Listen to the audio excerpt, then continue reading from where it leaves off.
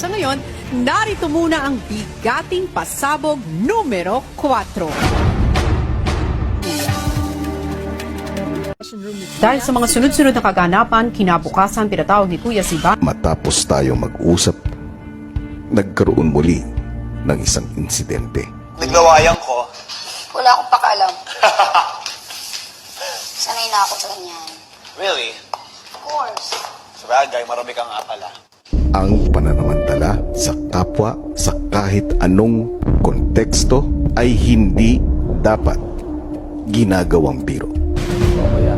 At kailanman ay hindi ko maaaring palagpasin ang mga ganitong klaseng biro sa loob ng aking bahay.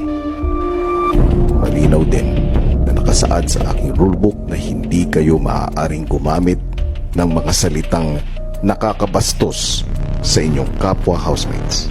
Dahil sa sunod-sunod mong paglabag sa patakaran kong ito, humantong ako sa isang desisyon. Ikaw ay pinapatawan ko ng forced eviction. You've just been evicted from the Big Brother house. Thank you. Mga kapamilya, ang courageous kabalen ng Pampanga, Justin! Hi, Justin. Hello. Good evening. Good evening. Hello.